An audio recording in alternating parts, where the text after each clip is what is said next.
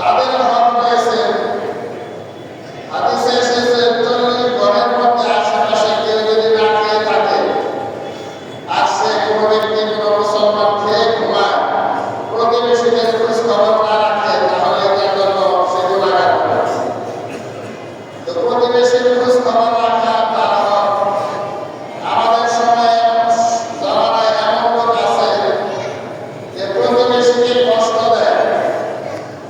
রাসূল সাল্লাল্লাহু আলাইহি ওয়াসাল্লামের কসম করলেন তিনবার, বললেন আল্লাহু লা ইউমিন, আল্লাহু লা ইউমিন, আল্লাহু লা ইউমিন। আল্লাহর কসম সে ঈমানদার না।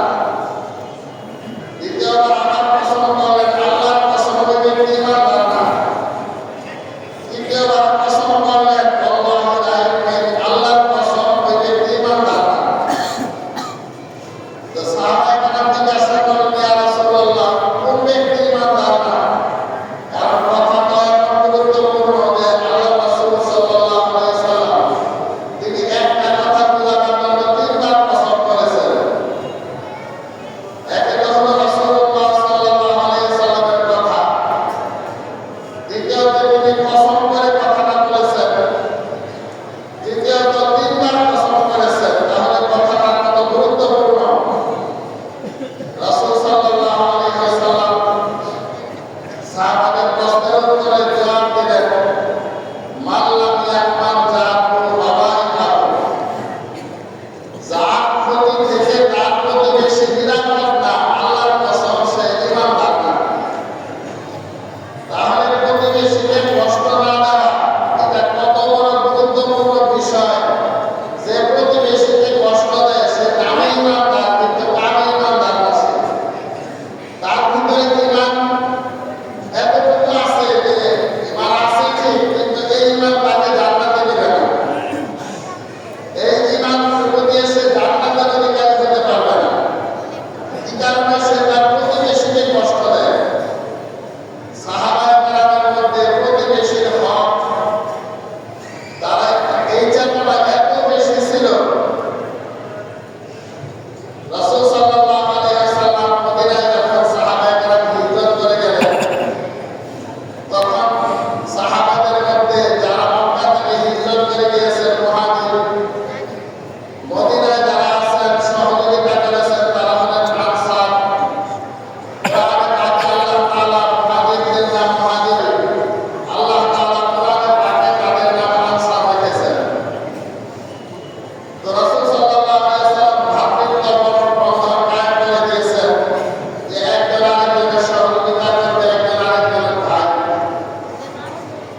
তো মদিনায় রাসূল সাল্লাল্লাহু আলাইহি ওয়াসাল্লামের কাছে যখন সম্পদ আসতো, মক্কায় 13 বছর চরমভাবে নির্যাতিত হয়েছে, মদিনায় এসে মুসলমানদের সম্পদ হয়েছে, বরকত দেওয়া হয়েছে। তো আল্লাহ রাসূল সম্পদ ভাগ করে দিলেন আনসারদের মধ্যে।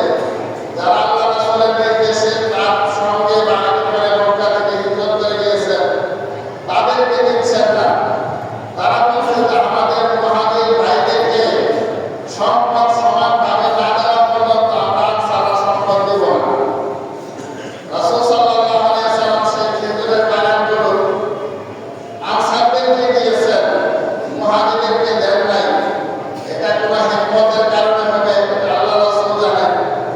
তো যারা মুহাজিরদেরকে আশ্রয় দিয়েছেন, আল্লাহ রাসূল তাদেরকে সম্পদ ভাগ করে দিয়েছেন।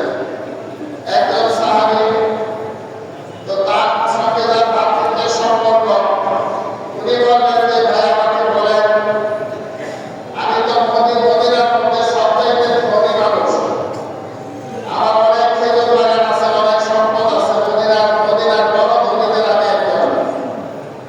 সুতরাং আমার সম্পদ দুই ভাগ করবো, যেহেতু আপনি আমার ভাই।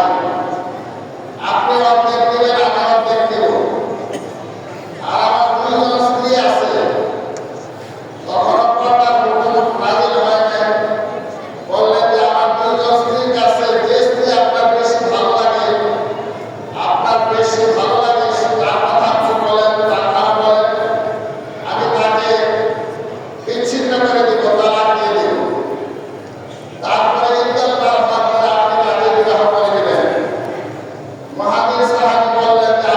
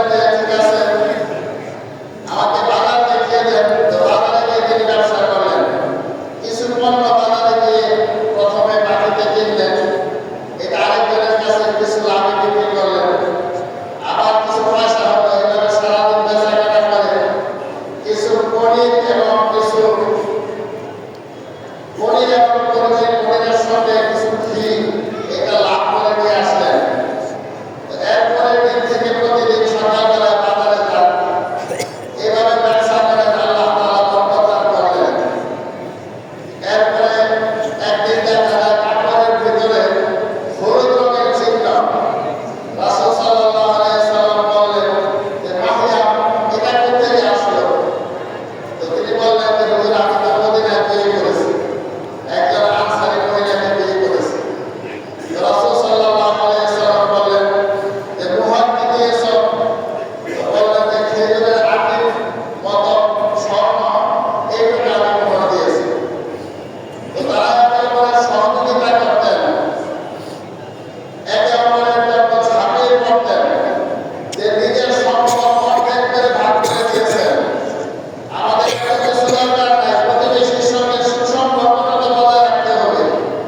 নিজের জীবন রক্ষার জন্য একটু দরকার, পরের উপকার করা দরকার। দুনিয়াতে আমরা যদি আল্লাহর হক আদায় করি আর আল্লাহর হক আদায় করি, এইভাবে যদি আমরা একামত করি, তাহলে আমাদের দুনিয়া থেকে সবাইকে প্রস্থান করতে হবে, দুনিয়া ছেড়ে চলে যেতে হবে। বারা ইবনে আযিব রাদিয়াল্লাহু তাআলা আনহু থেকে বর্ণিত একটা হাদিস, তিনি বলেন যে আমি রাসূল সাল্লাল্লাহু আলাইহি ওয়াসাল্লামের সঙ্গে আমি সাহাবায়ে কেরাম সহ একটা জানাজায় গেলাম। গিয়ে দেখি যে এখনো খবর গ্রহণ করা হয়নি। রাসূল সাল্লাল্লাহু আলাইহি ওয়াসাল্লাম জমিনের ভিতরে বসলেন, বসে কি যেন খুব দুশ্চিন্তাগ্রস্ত।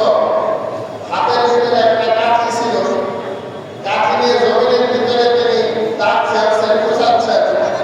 অনেক সময় মনের ভিতরে যখন খুব চিন্তা জাগে, তখন মানুষ এমনিতে হাতে কিছু থাকলে গোছাইতে থাকে। এরকম রাসূল সাল্লাল্লাহু আলাইহি ওয়াসাল্লাম জমিনে মাটি খুঁড়ছেন একটু একটু করে। সাহাবায়ে কেরাম হযরত বারা ইবনে আযিব বলেন যে আমরা এমন ভাবে বসা আছি হুজুরের চতুর্পাশে যে আমাদের মাথায় যেন পাখি বসা আছে। অর্থাৎ মাথার উপরে পাখি বসলে পাখিটাকে যদি কেউ রাখতে চায়, একেবারে স্থির বসে থাকে যে একটু নড়াচড়া করলে পাখিটা উড়ে যাবে। এরকম মাথায় যেন পাখি বসা, আমরা এখানে বসে আছি। রাসূল সাল্লাল্লাহু আলাইহি ওয়াসাল্লাম বললেন যে তোমরা কবরের আযাব থেকে আল্লাহ তাআলার কাছে আশ্রয় চাও। আল্লাহ রাসূল এই কথাটা 2 বার 3 বার বললেন। বর্ণনাকারীর সঙ্গে সে যদি নেকআমল বলা হয়, তাহলে আসমান থেকে ফেরেশতারা নাযিল হয়ে আসে তার মৃত্যুর সময়। তার দৃষ্টি সীমা যে পর্যন্ত যায়, দৃষ্টি সীমার প্রান্তে গিয়ে ওই ফেরেশতারা সারিবদ্ধভাবে বসা থাকে। তাদের চেহারাটা এরকম যেন সূর্যের মতো যায়, বসে যান।